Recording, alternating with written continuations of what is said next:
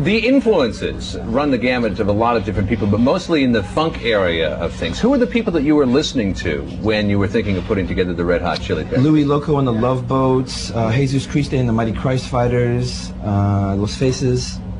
Not to mention Harry Skidmore and the Armpit Hairs from Kalamazoo. Uh-huh. And you have a tattoo, I noticed, of Jimi Hendrix on your left shoulder there. Was he an influence in the band? Can you make it talk? Well, we love Jimi Hendrix. We like him, even though he's dead. Mm-hmm. We like all the good music that flows and comes around. Yeah. We just, all the good kinds of music. We just like all the good ones. Don't like the bad ones. Freaky Styley, which is the latest LP for the Red Hot Chili Peppers, was produced by George Clinton. Right. And it seems to me that is probably one of the most perfect combinations of style of music together with style of production that one could ever come up with. And it's an interesting bridge also of white and black sensibility. You'd probably like to know how we met him, right? Yeah, that's sort of what I'm getting to. Called him up on the telephone. And you said? You spoke to him, what'd you say? Oh, you said, hey George, what do you say you produce our album? And he said? He said, what do you say you give me $25,000 right now? And you said? Let's do it. And he said?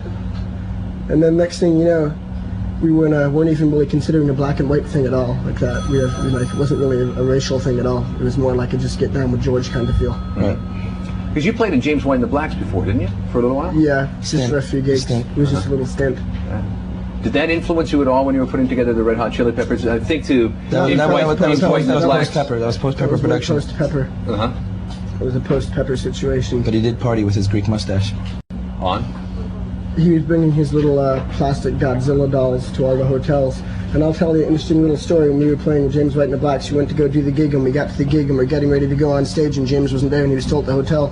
And we called him up at the hotel and said, yo, James, get down, bro. We got to do the gig. We're supposed to be on stage in 5 minutes. He went, what do you mean?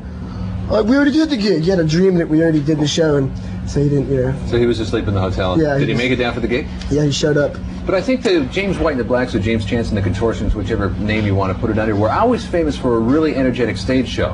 And it's something that I know that the Red Hot Chili Peppers have carried on in the final. Yeah, well, we never even heard those guys until way after we had been together. We are energy to the 15th power. Where does it all come from, especially when you've been driving 30 hours from, where was it? It comes from keeping the barnacles off your boner. It's a scrotum thing. Uh-huh. I can see that. The new band is actually the old band, back together again. It's the original lineup, including Jack Irons on drums, Hillel Slovak on guitar, the Israeli cowboy who can't be stopped, and my man Feast Big Bean, the Dream Team on bass guitar, and myself, Antoine the Swan, on vocals. And I'd just like to say that, give me a little rat-tat for Jackie's eyes.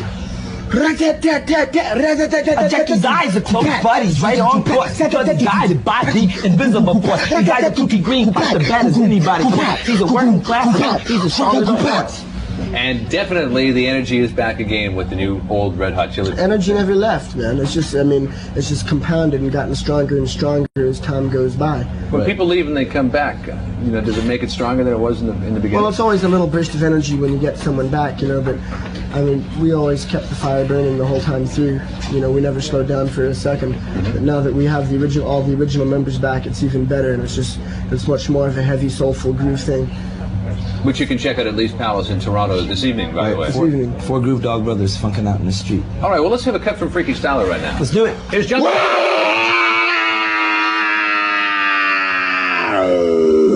On the nation's music station.